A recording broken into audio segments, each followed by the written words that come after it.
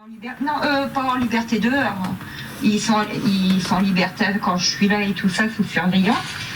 Mais s'ils étaient dehors, ils finiraient par mourir. Ils ont une nourriture qui est... Mais comment ça a venu ce projet-là? C'est d'aborder deux sujets dans le film. Donc, il y a le côté des neuroatypiques, qui sont les personnes qui ont une pensée qui va un peu dans tous les sens et qui n'est pas respectée ou comprise par... C'est très facile de dire la société, mais je ne trouve pas d'autre moyen de l'exprimer. Et il y a cette idée de nouveau monde. Est-ce que c'était nouveau pour vous sur cette notion-là, ce concept-là, où ça vous a parlé? Est-ce que ça vous a, sinon, ça vous a marqué? Moi, j'ai plus de questions que de clarté par rapport à... Et c'est déjà, mais toi, tu as déjà parlé que comment ces besoins de classifier aussi. Et moi, je me sens différent, mais pas parti. On est tous différents aussi, donc je sais pas. Dans la classification, il y a des neuroatypiques, par exemple. Quels sont les besoins? Parce que pour moi, j'ai des difficultés aussi de me relationner avec des gens, par exemple, hypersensibles. Et moi, personnellement, c'est quelque chose que moi, j'ai de la difficulté à me relationner. Tu vois, parce que moi, j'ai d'autres choses aussi qui vont me toucher, ou j'ai pas la capacité de m'occuper de ça, par exemple, émotionnellement, quand il a cette hypersensibilité. Est-ce que ça touche la tienne, peut-être? Oui, c'est seulement. Mais alors moi, je suis peut-être pas dans les neuroatypiques, j'ai aucune idée en fait où j'en suis. Moi, je me sentais quand même différent par rapport même à la société chilienne. Je me sentais différent par rapport à certaines choses, mais on est tous différents finalement. Oui, donc, peut-être, quelqu'un disait un plus que d'autres. Dans le livre dont elle a parlé, elle a dit quand même il y a des gens qui fonctionnent surtout avec le cerveau gauche et des gens qui fonctionnent surtout avec le cerveau droit. Ça, c'est des théories, et du coup, les personnes neuroatypiques, il y a quand même une minorité de gens qui fonctionnent avec telle partie du cerveau. Et donc ça, moi, je suis d'accord avec toi. Il se trouve que de nos jours, la plupart des gens ont besoin des étiquettes. Moi, j'ai accepté de jouer le jeu, aussi parce que ça m'a fait du bien. Par contre... Pourquoi ça t'a fait du bien d'avoir une étiquette? C'est ce que j'aimerais comprendre, moi. C'est les gens qui sont en souffrance, et dès qu'ils font le diagnostic, je me sens mieux. Oui. J'ai envoyé une étiquette sur le front. Et ça pourquoi tu me poses la question? C'est pas une question d'être reconnu. C'est la première personne que tu as interviewée, elle l'a dit. J'étais soulagée quand j'ai appris que j'étais HP. Ouais. Et elle a souffert jusque-là. Ouais. Ça te surprend? Ça me surprend parce que c'est une étiquette qui vient de la société, des gens mais dans la société, il y a dans ce monde-là qui choisissent des étiquettes. Il y en a qui ont des bonnes intentions. Si je peux intervenir, parce que je me suis trouvée dans ce cas de figure quand j'ai lu ce fameux bouquin, c'était pas une étiquette qui m'a soulagée et ça n'a pas enlevé mes souffrances. C'est simplement de savoir que je n'étais pas seule à être comme ça et que quelque part on a tous besoin d'une appartenance. Et c'est vrai que moi, comme je n'ai jamais rencontré qui que ce soit pendant pratiquement toute ma vie qui était comme moi, forcément on se dit mais je suis ma boule en fait, c'est moi qui suis pas normale, je ne tourne pas rond. Et le fait de savoir qu'on est un certain nombre à fonctionner comme je fonctionne, il y a quand même un poids vachement moins lourd sur les épaules. Et il y a aussi cette notion d'appartenance, de dire finalement... il y en a d'autres qui sont comme moi, qui fonctionnent comme moi. Donc finalement, je ne suis peut-être pas dingue. C'est uniquement par rapport à ça. Je suis pas dingue. Voilà. Et c'est un poids énorme qui s'enlève sur des épaules. Quoi. Et d'ailleurs, à partir de ce moment-là, c'est vrai que j'ai eu envie de rencontrer des gens comme moi. Il y a quand même une envie soit de partage, peut-être pour se rassurer, soit en tous les cas peut-être de solution, puisqu'on a chacun appris à fonctionner d'une façon différente pour essayer de s'en sortir. Dans ce monde de fous, j'ai envie de dire, parce que finalement les fous, c'est pas nous, j'ai envie de dire. Et moi, les personnes qui n'ont pas ça, dans une conversation, je m'ennuie très vite. Moi, maintenant, j'ai un petit curseur, un petit radar. Je ne m'ennuie pas avec quelqu'un. Ah ouais, t'es sûrement dedans. Ok, là, je commence à m'ennuyer. Je sais que t'es dedans. Je vais y aller avant de dépenser mon énergie à essayer d'ajuster en permanence, ou alors mon intensité d'être. pour correspondre à un moule qui est le tien, parce que toi, ton état d'esprit, il est assez figé, étroit. Ou alors, il y a des gens qui ont réussi à vraiment élargir grâce au chamanisme, au yoga et d'autres choses. Et ça, c'est aussi magique. Mais je pense que, moi, j'avais envie, en entendant... de nouveau, c'est paradoxal, cette histoire de mettre, effectivement, dans des cases, de dire... plutôt de mettre de l'espoir là-dedans, parce que alors moi je me sens pas hyper, je suis ni au HP ni je vis les émotions très intensément, mais je sens bien quand on parle de, c'est aussi tout ce rapport à l'éducation, notre histoire, je trouve qu'on se rejoint tous, que vous soyez ça ou pas ça, et moi j'ai envie plutôt de mettre l'accent sur, j'ai une fille de 15 ans, elle aussi beaucoup dans la souffrance par rapport à l'école, ce qui a été dit c'est exactement ça, 4 ans été révoltée sur des choses. Ça en fait pas une hypersensible. Je lui dis toujours, tu es dans les émotions. C'est d'emmener en fait chacun, les gens qu'on côtoie tous les jours, de dire mais qu'est-ce que j'ai amené à cette personne que j'ai côtoyée, ou de se dire ah non, elle est pas comme moi, alors je vais aller vers quelqu'un. On a tous ça s'appelle aussi le feeling, ou simplement on n'a pas les mêmes. On sait qu'on fait des rencontres pas pour rien, des gens qui nous appellent, d'autres. C'est aussi des histoires d'énergie. Parce que moi je me dis du coup mince, ils s'ennuieraient sûrement avec moi, je ne suis pas ça. Non, je rigole en disant non, je suis sûrement ils s'embêteraient avec moi parce que je suis pas HP, je suis pas ci ou ça, ou je me sentirais moins intelligente. Et en fait je me dis c'est un peu ce truc d'humain qui nous rassemble tous. Et moi je trouve qu'il y a aussi beaucoup d'espoir parce que on a envie de lâcher les vieux systèmes. On sent qu'on est. Cette histoire de monde nouveau, pour moi, c'est plutôt ça. Et moi, la première, qui va aussi vers la cinquantaine, de dire j'ai envie de lâcher quelque chose chez moi. Ça fait partie d'une vieille éducation, de croyances qu'on nous a inculquées, de profs qui nous ont effectivement maltraités, humiliés, j'en passe. Puis en fait, moi je trouve les jeunes d'aujourd'hui, ils sont géniaux. Alors oui, je suis d'accord qu'il y a de la malveillance. Quand on voit tout ce qui se passe dans le monde actuellement, on a envie de faire l'ermite, puis de dire mais allô, au secours. Et d'un autre côté, moi je suis au quotidien avec des enfants, des petits, et j'en vois plein, des fameux. C'est mon métier. Tous les jours avec des petits, on nous dit celui-là il a ça, l'école souffre parce qu'ils n'ont pas assez d'aide pour suivre ses enfants. Tout le monde souffre, les profs aussi souffrent de ce système. C'est pas que je me bats parce que l'école, je me réjouis que ma fille s'en débarrasse, mais en même temps je les plains, puis en même temps. Donc on a l'impression, on voit bien que c'est dans les jours de tous les jours. L'éducation aujourd'hui, elle a un souci. L'école n'est plus adaptée aux enfants. Donc je trouve que c'est chouette parce que je pense qu'on est la génération qui allons, peut-être nos enfants, nos petits-enfants, ils vont aller vers ce changement. Puis il y aura toujours les autres qui seront figés, parce que effectivement, il y a des histoires difficiles et puis on porte ça toute notre vie. Il y a des gens pas réveillés parce qu'ils ont, ils ont des armures plus. Et ça a été aussi de tout temps comme ça. C'est vrai que...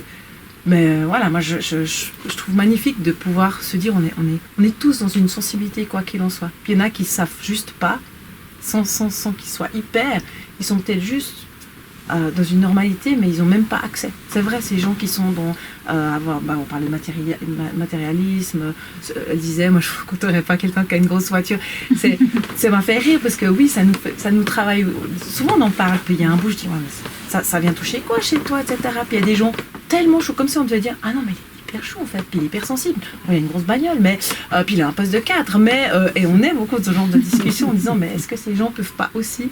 Je pense que c'est le côté humain qu'il faut retenir, de se dire, oui, dans notre monde, il y en a qui ont plaisir à avoir une maison, d'autres ils s'en fichent, d'autres ils vivent dans des yurts, d'autres ils vivent Puis en même temps, moi je trouve magnifique, quoi. C'est ce qu'on appelle l'ouverture du cœur. Ouais, et puis il y a plein de gens, justement, moi je trouve qu'il y a plein de choses belles qui se passent, de gens des communautaires comme vous faites, il y a des impacts, il y a plein de gens qui aspirent à effectivement retrouver une communauté. On a, je trouve, une société qui va changer, on va au-devant d'un changement, de toute façon.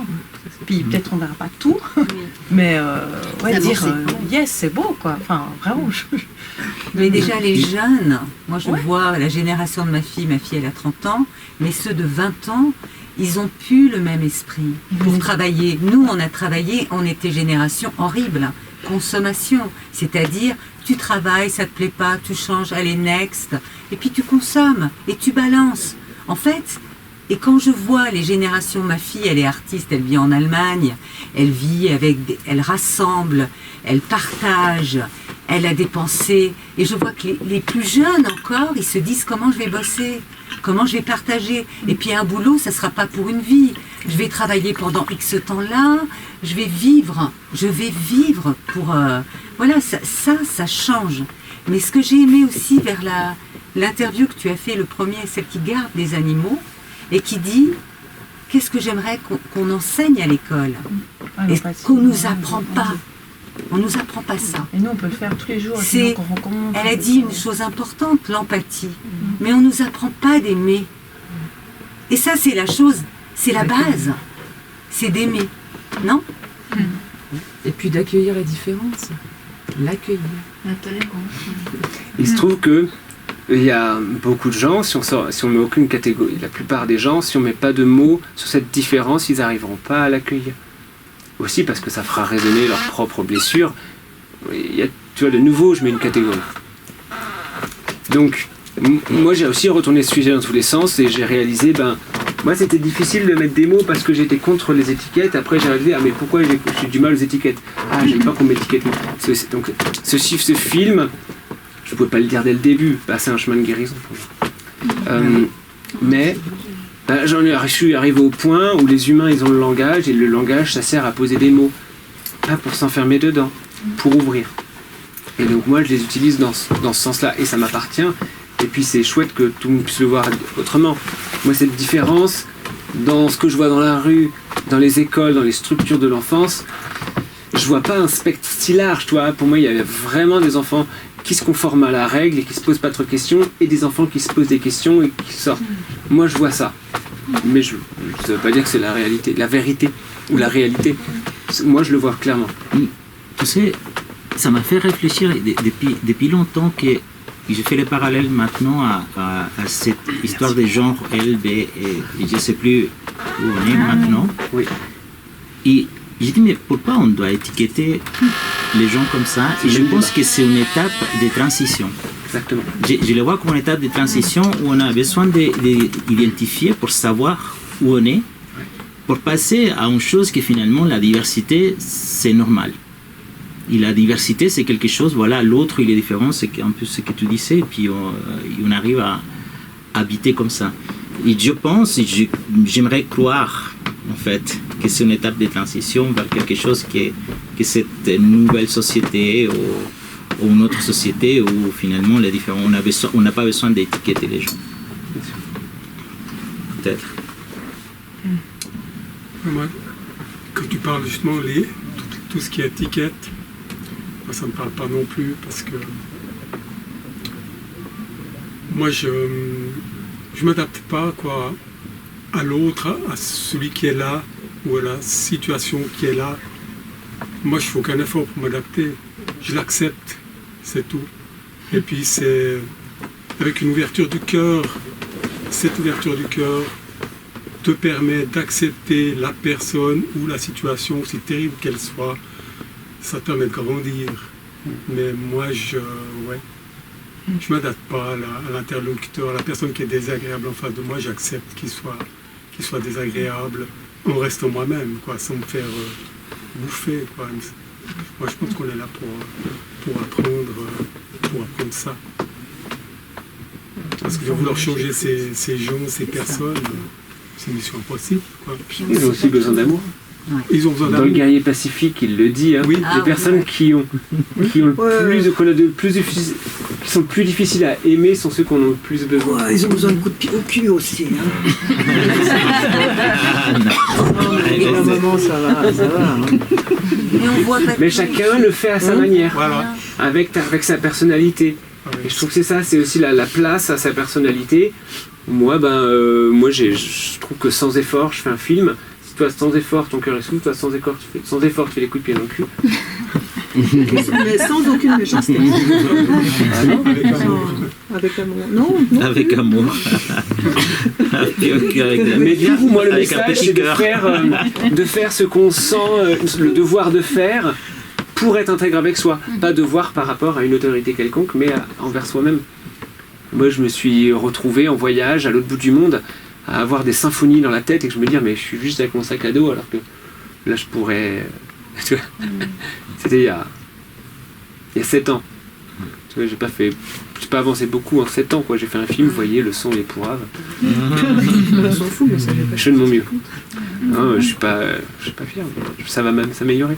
J'ai déjà reçu un truc qui permet de mettre un micro. J'ai pas encore le micro. Mais apparemment, le son est pas trop mal. J'écouterai plus tard. Mais ouvrir le débat où on peut discuter de ça, et on a le droit en fait de se permettre d'exprimer comment on ressent les choses. Et puis merci tous vos avis. Il y a des gens qui n'ont pas du tout parlé, je laisse un petit silence, savoir s'ils aimeraient s'exprimer. Moi, je voulais aussi dire comment tu fais pour toucher des gens. Ici, tout le public qui est là, il était déjà là-dedans, quoi. Donc, mais comment tu fais pour toucher un public où, voilà, quoi, c'est des moldus, quoi, ils ont une conscience. Tu fais comment pour... Le moldu, c'est notre étiquette. Ouais. Mais j'aime bien celle-là aussi. Moi, je les aime toutes ces étiquettes. Oui, moi, Mon cœur est maintenant ouvert aux étiquettes.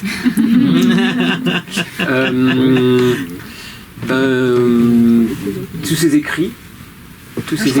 Moi, je suis un moldu. Mais ça va, je peux discuter. Je ne suis pas une ténor. En fait, j'ai l'impression que je peux inspirer à un certain niveau des gens qui vont aller sur le terrain, dont toi ou d'autres, et qui vont dire waouh, j'ai vu un uluberlu, il y va à fond ce mec. Hein.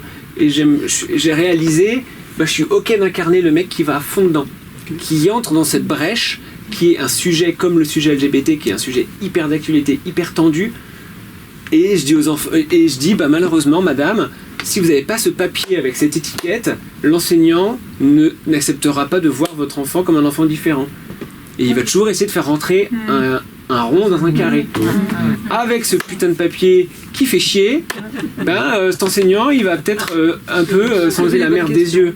Mais la question, ça serait pas de se demander est-ce qu'on a vraiment besoin d'enseignants, est-ce qu'on a vraiment besoin d'écoles, est-ce qu'on a vraiment besoin de médecins, c'est ça. Est-ce qu'on a vraiment besoin de système, est-ce qu'on a vraiment besoin est-ce qu'on aurait plutôt de tout ça besoin qu'on nous foute la paix, parce que moi j'ai jamais, je sais pas ce que je suis, mais moi j'ai vécu toutes ces choses aussi, et puis mais moi j'ai survécu à tout ça parce que enfant, je me suis rendu compte qu'ils étaient tous complètement abrutis. Et puis j'ai grandi en pensant que les gens étaient stupides. Et je me sentais pas du tout mal. Ils me disaient des trucs que j'étais là. Et ça a duré très longtemps. Jusqu'à quand? Jusque vers 35 ans, où je me suis rendu compte que les autres, c'était quand même aussi des êtres humains. Mais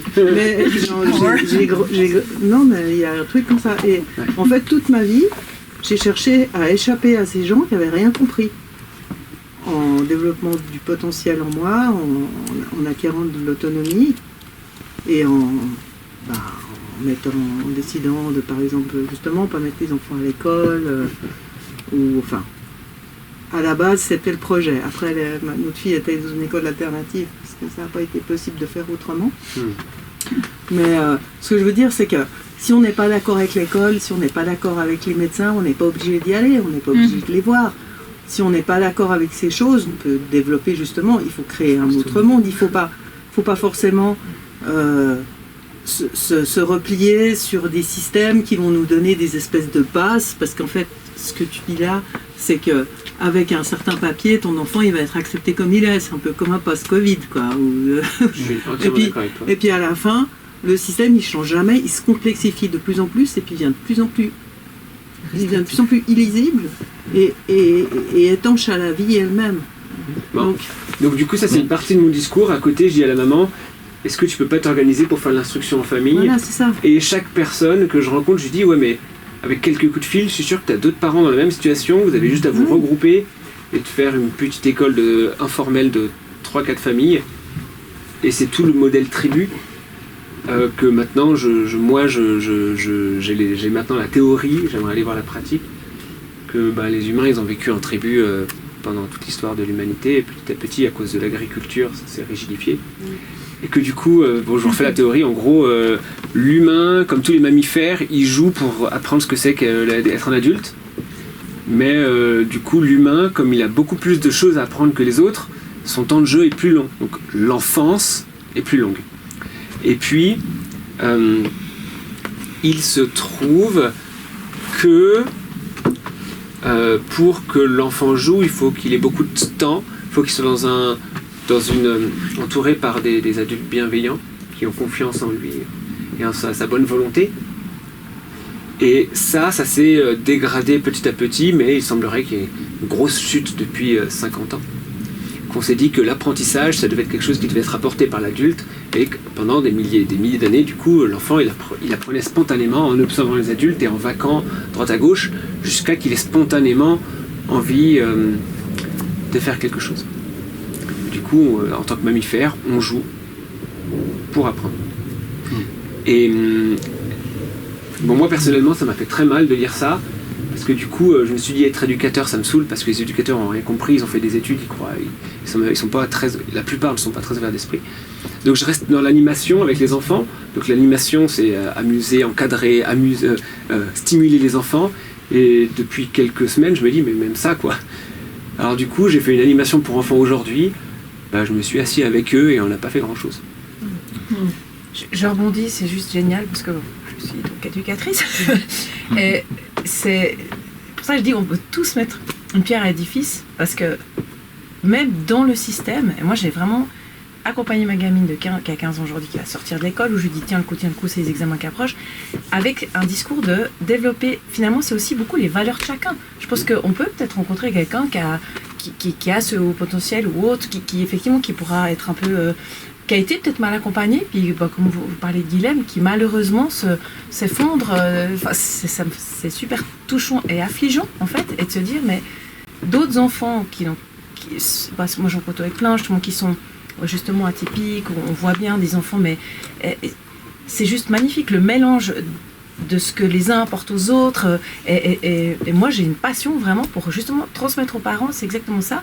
Du haut de ma sensibilité qui n'est, je ne sais pas où elle va exactement, mais je me dis, je sais que ça me porte de justement pas convaincre les parents, mais de leur montrer justement cette importance, tout ce qui est autour du jeu, de revenir aux essentiels, et de nouveau on voit ces adultes, tout le monde comme ça, de pas oublier qu'ils ont été des enfants. Et on a une réunion de parents le 7 mai où le thème c'est ça, c'est ce fameux jeu.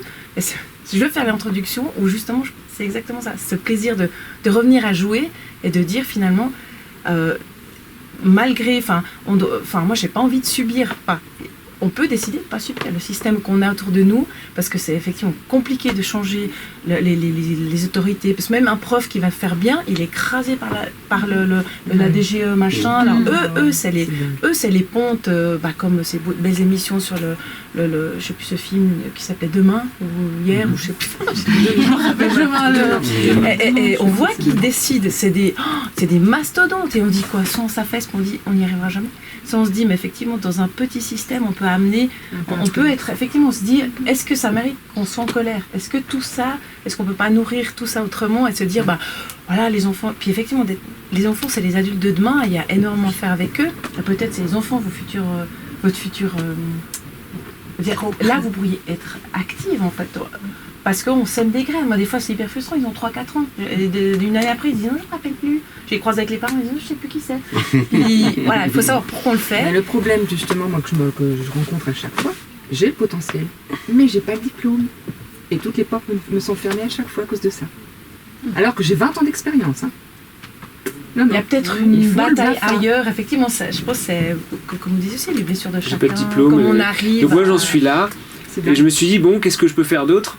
Et même encore en début de semaine, je me disais, bon, j'en ai marre, je me casse, je pars en voyage, je reprends la route, quoi. Et c'est là qu'on va dans une autre profondeur. Du coup, c'est pas la conférence du jour, mais par rapport au karma yoga, c'est comment t'es en connexion avec ton âme et que tu t'entends ton âme qui te dicte quelque part que tu as quelque chose à faire et que c'est dur et que ta souffrance est de la grâce. Et donc on parle pas beaucoup de spiritualité un peu quand même dans ce film, mais c'est l'autre aspect qui fait toute la différence. Et moi j'ai un peu de mal avec la souffrance, c'est de la grâce. Et moi j'ai beaucoup de mal.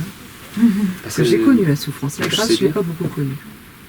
Pourtant j'ai fait vraiment tout ce qu'il fallait pour me donner les moyens. Je suis quelqu'un j'estime très spirituel. Le problème c'est que je pense que la spiritualité, on nous a aussi beaucoup piégés dans une forme de spiritualité où le cause à effet, la pensée créatrice. Je ne vois pas comment un enfant de 2 ans peut créer la violence sexuelle par ses parents, la tentative de noyade. Franchement, j'ai beaucoup de mal avec tout ça. Et pourtant, je m'estime très spirituelle, puisque je suis moi-même médium, que je communique avec les défunts. Tout ça, j'y crois pas. Moi, j'ai beaucoup de mal avec tout ça. Avec quoi tu crois ? La spiritualité, je crois en l'être avec son cœur, son ouverture du cœur, à ses actions bienveillantes, ça ouais, tout ça j'y crois. Qu'est-ce qu'on peut faire pour le parent qui noie son enfant? Il a déjà cherché à le soigner lui-même et ne pas le condamner. Ah bon. Mais le souci, est-ce que ce parent-là sera désireux de se remettre en cause pour aller mieux? Il sera prêt à l'entendre. Exactement. On ne peut pas faire les choses à la place des autres. On peut pas faire. On peut montrer l'exemple pour encourager. Mais je vois par exemple, par rapport à ce qu'on disait, j'ai un potentiel énorme. J'ai eu la chance de travailler dans une mairie, dans 5 écoles différentes avec les enfants dans des activités péréducatives du temps de Sarkozy. Tout a été stoppé, malheureusement. Je me suis éclatée comme jamais avec les enfants. Je proposais 4 activités différentes. Ils se bousculaient pour aller à mes cours. Et puis le jour où la relève a été prise, tout a été stoppé, plus d'activités, alors que les parents étaient demandeurs. Ils étaient super contents de voir que leurs enfants accédaient à des activités auxquelles ils n'auraient jamais touché, en dehors de ce contexte-là. Et bien, depuis, j'ai jamais retrouvé de boulot parce que je n'ai pas le diplôme. C'est extrêmement dur. J'ai 20 ans d'expérience. Exactement. Mais voilà, j'ai pas le diplôme, le fameux diplôme, alors qu'il y a plein d'enfants qui me réclament. Ah ben non. Tu vois des fois dans la ville, il y a une plante qui pousse à travers le béton. Ouais. Et la plante, elle nous dit, n'abandonne jamais. Oui. Moi, je pleure tous les jours. Je te le jure. Je suis là quand même. Et je sais que ça vous fait chier que je vous filme. Je suis quand même là parce qu'après, les gens vont dire à Nico... Enfin bref. C'est terrible ces réseaux. Les gens me croisent dans la rue. Ouais, Nico, c'est génial ce que tu fais, machin. Ils viennent pas à mes ateliers ou à mes trucs. Du coup, il y a des likes. Aucun soutien autre. Ouais, moi, tout ça me révolte aussi. Ok. Ouais. Mais en fait, je suis pas là pour les autres. Je suis là pour moi parce que j'ai pas trouvé autre chose de sens dans ma vie que de faire ce que moi je sentais de faire. Et que du coup, maintenant j'ai décidé que le job, il y a une carte de visite. Je vais dans les familles qui ont des neuroatypiques et qui savent plus quoi faire.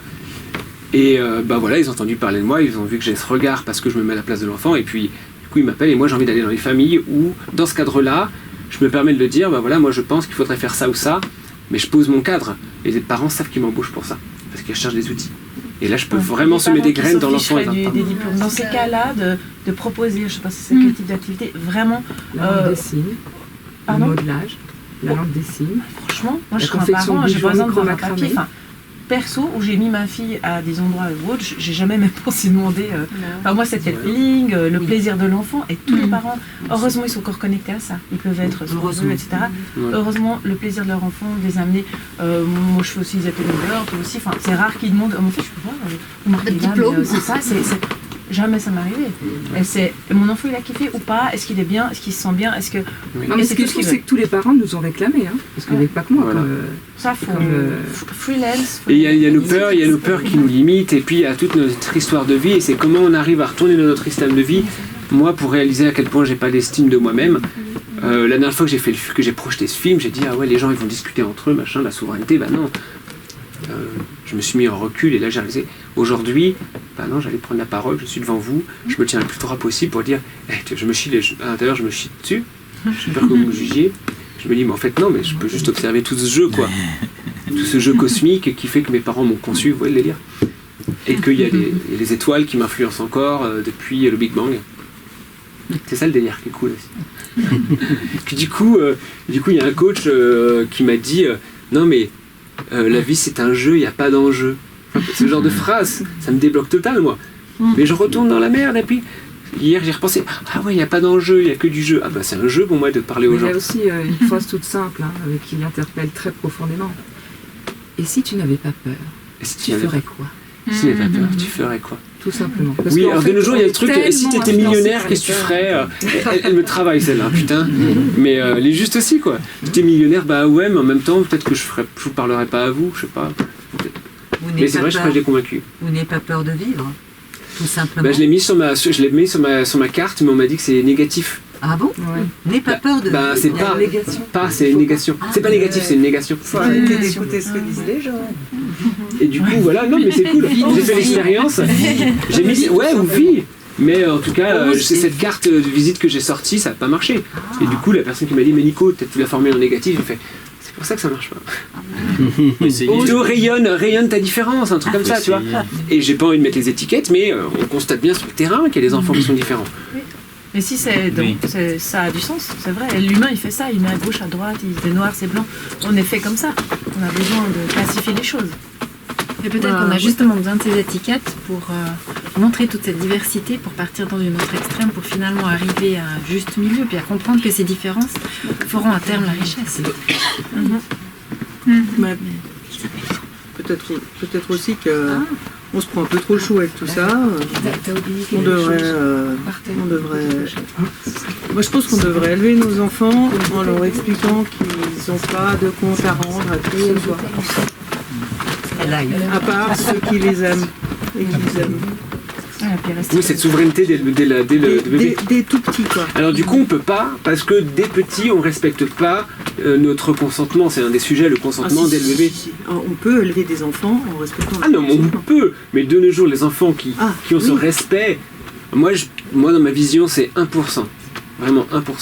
De mamans tellement révoltées du monde, qui apportent tellement d'amour à leur bébé et qui refusent qu'on leur dise que des pédiatres, que des médecins, etc. Tu te rappelles dans La Belle Verte? Oui. Le médecin qui est là, tu te rappelles La Belle Verte aussi, non? T'as pas vu le film? Le médecin il est vraiment hautain et tout ça, et la meuf elle le déconditionne, et là d'un coup le mec il réalise à quel point c'était un connard. Il va voir sa femme, elle lui dit je suis un vrai connard. Sa femme elle lui dit ouais t'es un vrai connard. Et lui parce que du coup lui il est vide, il a plus son ego. Il retrouve son âme d'enfant pur. Mais pourquoi tu restes avec moi? C'est pour l'argent chérie. Et puis après, il va dans la salle commune, il dit à son fils, éteins cette télévision. J'ai dit éteins cette télévision. Le fils qui était en train de répéter le schéma paternel, qui se mettait en colère tout le temps, il n'avait jamais vu son père aussi sensible. Il a donné la télécommande. Et du coup, papa, il débranche la télé, il va dehors. Il la balance. Non, il la balance pas, ça aurait été drôle, mais non, il la pose sur le trottoir. Oui. À chaque fois, je crois qu'il la balance. Et là, le fils, il lui dit mais papa, qu'est-ce qui t'arrive? Mais qu'est-ce que j'ai fait? On dit que les enfants difficiles, ils ont des parents un peu cons. Non, les enfants sont le reflet de leurs parents. Il dit ça, le père, il dit j'ai dû être une sacrée merde. Et ça c'est beau, quand on parle de moldus ou des personnes qui n'ont pas l'ouverture du cœur, bah ouais, on se met tous donc des barrières depuis très très jeune parce qu'on ne respecte pas notre élan vital, notre consentement, on met dans le moment qu'on veut, on nous demande de faire des efforts pour pas suivre justement cette ligne qu'on sent depuis le début, et ça je pense que c'est atypique neuroatypique. Et moi j'ai l'impression que les neuroatypiques c'est ceux quand même qui offrent une résistance plus forte à ce conditionnement. Du coup, l'autiste, il va dire je vous emmerde, je reste dans mon intérêt restreint. Allez vous faire foutre avec votre goûter là. J'ai pas faim. C'est un exemple. Et le HP, il va tout questionner, il va être un peu révolté. Voilà, c'est de nouveau des étiquettes. Mais c'est ma vision des choses. Et du coup, je me dis que peut-être les neuroatypiques, c'est une étiquette qui permet aussi de décrire les gens qui ont fait évoluer l'humanité. Alors ça c'est moi, c'est mes théories. Enfin qu'on fait désévoluer l'humanité, puisqu'alors on vivait heureux en tant que chasseur-cueilleur. Ouais, alors oui, c'est évolué. On appelle ça soi-disant le progrès, moi je suis pas sûre. Je sais pas s'il évolue, je sais pas s'il évolue. Voilà, donc moi c'est les choses que j'ai à dire, et maintenant je préfère vous écouter, j'ai beaucoup parlé. En fait, moi ce qui m'a fait rendu compte que j'étais un... J'en suis pas un, mais comme si on peut dire allez j'en suis un. En fait c'est le Covid, parce que d'un seul coup je me suis rendu compte que tous les autres étaient crétins. Parce qu'ils se vaccinaient? Parce qu'ils se vaccinaient. Et le jugement c'est non, c'était pas ça. C'était parce que en fait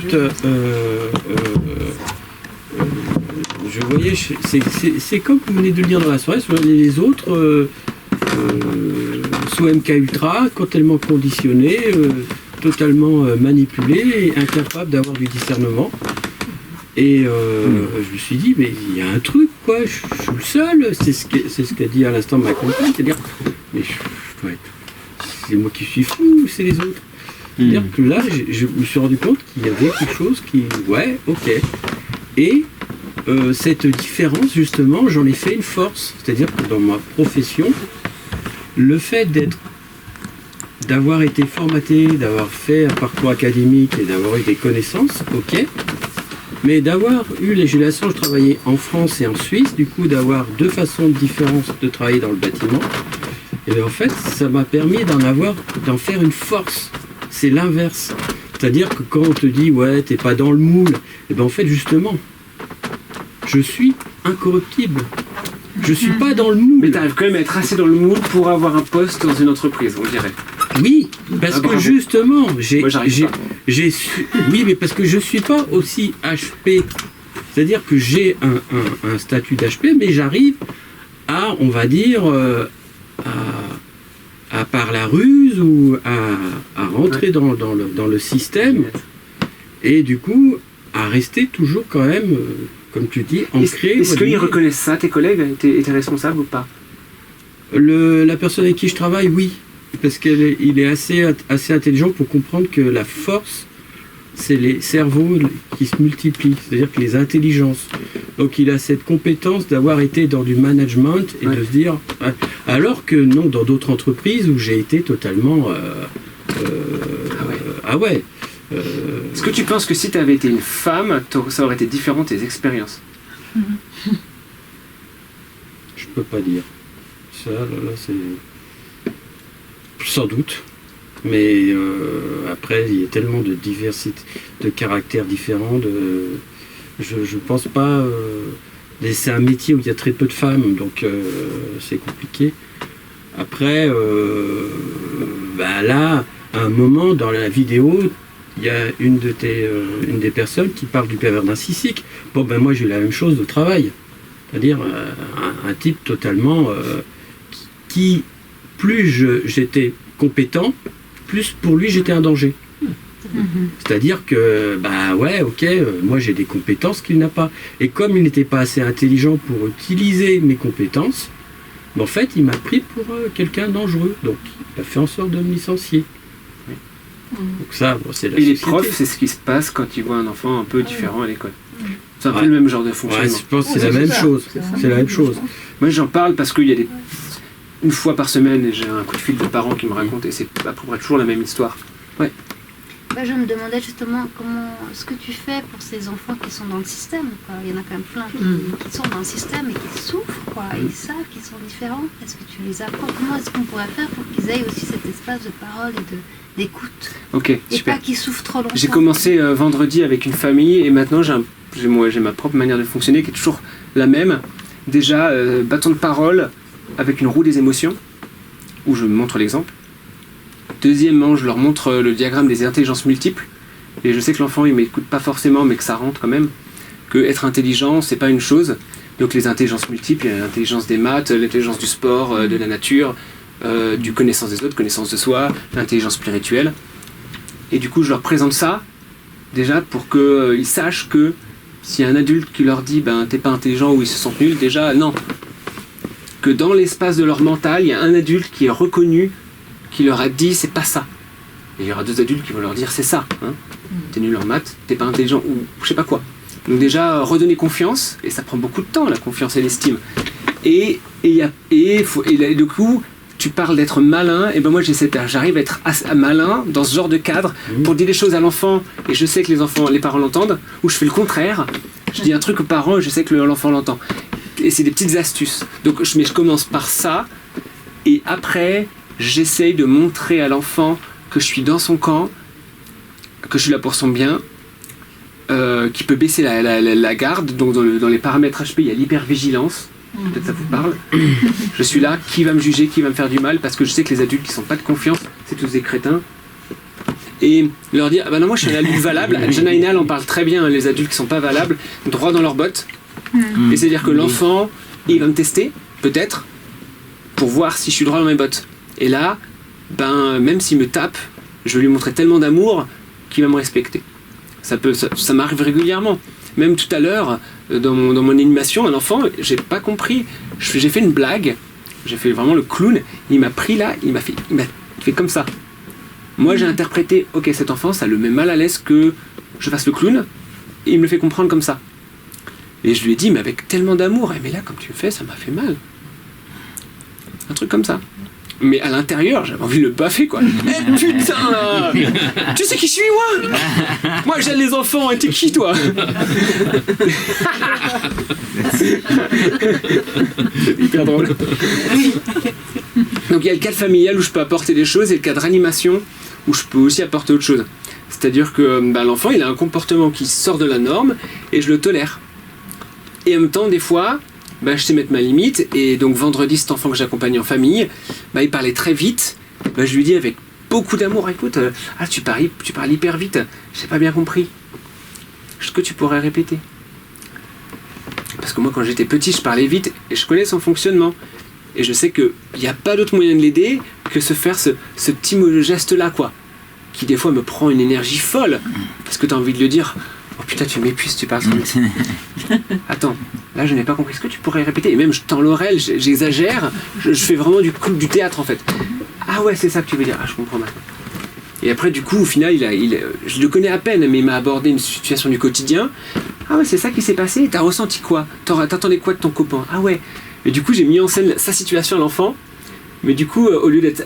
c'est ses parents qui ont joué, ses potes, et on a joué du théâtre, là. Puis du coup, ça se fait spontanément. Et j'ai cette approche de coaching qui se fait. Mais en effet, il y a aussi le truc, c'est ne pas avoir d'attente. J'ai pas d'attente parce que j'ai aussi enlevé ma coque de super-héros. Et je sais que je peux pas changer les choses du jour au lendemain. Et que mon premier job, c'est de faire confiance à l'enfant. Et que dans sa vie d'enfant, il aura vu un adulte droit dans ses bottes, qu'il aime comme il est. Et je me dis que sur le long terme, je peux faire ça.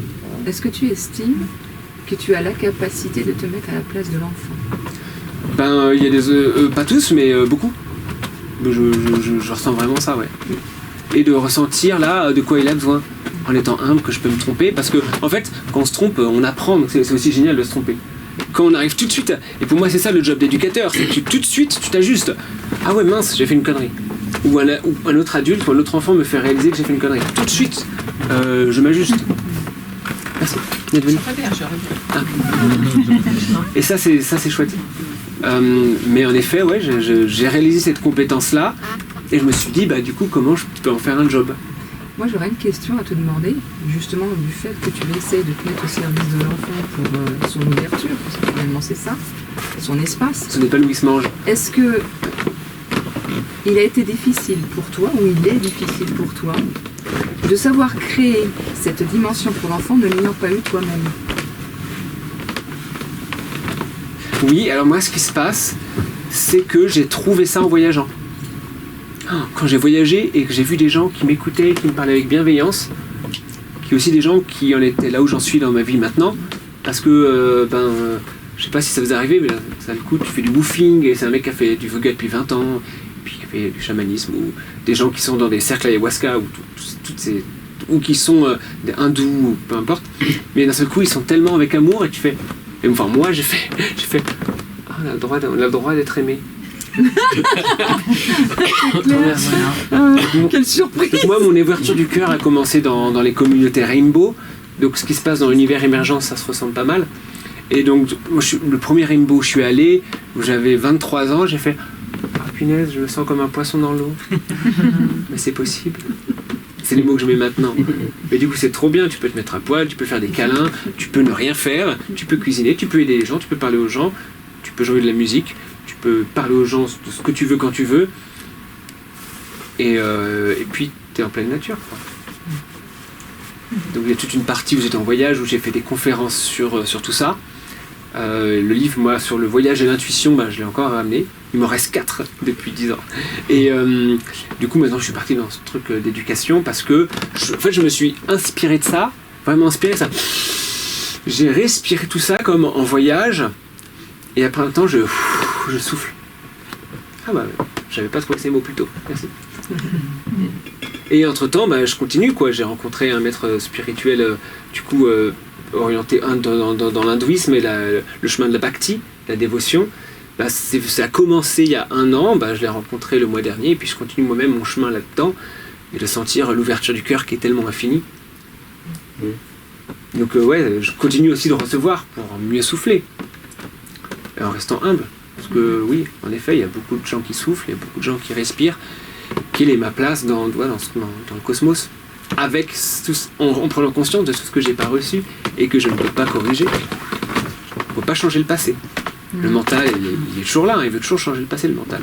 Il veut toujours se projeter dans un futur de Nicolas qui, je sais pas, qui fait des conférences devant 500 personnes, je l'ai, ok. Mais ouais, il n'y a que l'instant présent qui existe.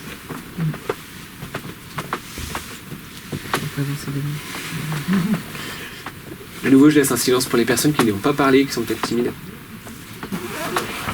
Merci. Je reviens. Ah d'accord.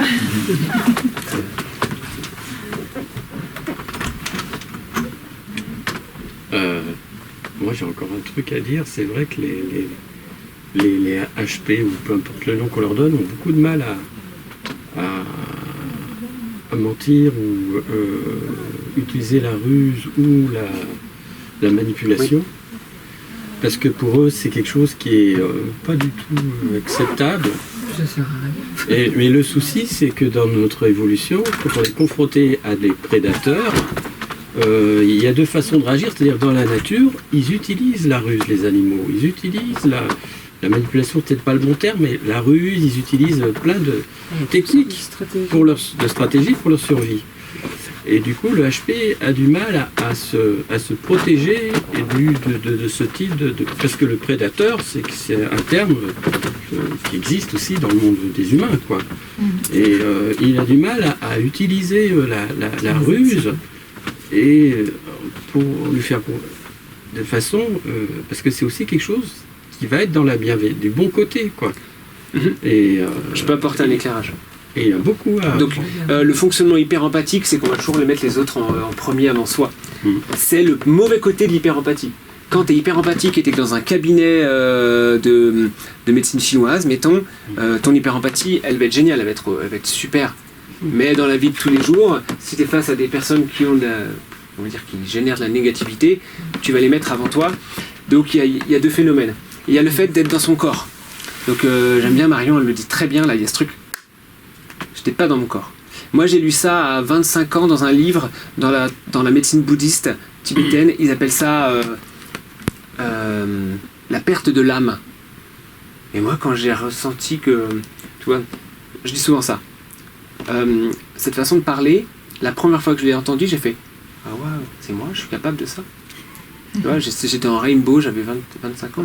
Ah waouh, ça me fait du bien, j'ai l'impression d'avoir des nuages qui sortent de ma bouche, des fleurs. Et puis ça, c'est la reconnexion avec la main. Pour ça, il faut se sentir aimé, comme on est. Et puis, du coup, mais être dans le corps, ça veut dire accepter de retraverser ce que le corps il a subi.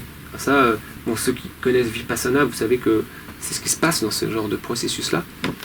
Puis maintenant, moi, je me microdose de champignons, je réalise ça fait un peu la même chose, différemment. Et puis, donc, c'est un processus qui est très difficile. Et ensuite, quand on est face à une difficulté, à un trauma, à de la violence, donc ce que tu dis, c'est génial, il y a 4 manières de réagir, peut-être que vous connaissez ce truc. Donc, c'est le combat, flight, flee, fawn, or flee, le combat, la fuite, se figer, et le 4e, j'oublie toujours. Attaquer. Combat, fuite, figé, il y en a un 4e. Et je l'oublie toujours. Je suis pareil, j'oublie toujours le 4e. Mais c'est déjà pas mal 3. Ça veut dire que ça va nous déranger quelque part. Mais regarde, il se trouve que la fuite, en fait, j'ai réalisé, parce que c'est vraiment ce que je vis moi encore, ben, l'animal, il va fuir instinctivement, parce qu'il est dans son corps. Et nous, le corps, c'est tellement difficile, on va fuir, mais dans la tête. Donc le HP, il va pas fuir, mais il aura quand même cette réponse instinctive, il va fuir psychologiquement. Du coup, tu vas interpréter ce que l'autre dit. Il va te pourrir la gueule, mais dans ton mental, ça va se transformer en « Oh, il souffre » ou « Oh, il a raison ». Tu vois ce que je veux dire? Et donc, tu as une fuite dans le mental, dans l'imagination. Moi, j'ai des souffrances, j'en chie. Mon mental, il va me proposer des symphonies, de la musique. Waouh, tu vois, tout le côté... J'ai tellement switché dans ma manière de voir le phénomène trans, par exemple, de gens qui sont vachement dans le cosmos, et en fait, c'est hyper cool en fait d'être là. Et c'est là où je comprends ces sagesses qui disent bah ouais, faut être là, mais en même temps, faut être bien enraciné, quoi. C'est avec le tronc qu'on fait le canoë. Vous connaissez cette histoire? Tu la connais ou je la répète? Non, je la connais pas. Alors du coup, c'est une une petite histoire qui vient, je pense, d'une île de Pacifique. Donc, l'homme... Ah, non, je peux pas dire ça. L'être humain est toujours tiraillé entre le besoin de partir loin, le besoin d'extraordinaire, et l'ancrage, la routine. Jusqu'au jour où l'être humain réalise le besoin du canoë de partir et de l'arbre, l'ancrage. Jusqu'au moment où il réalise que c'est avec l'arbre que tu fais le canoë. Belle métaphore.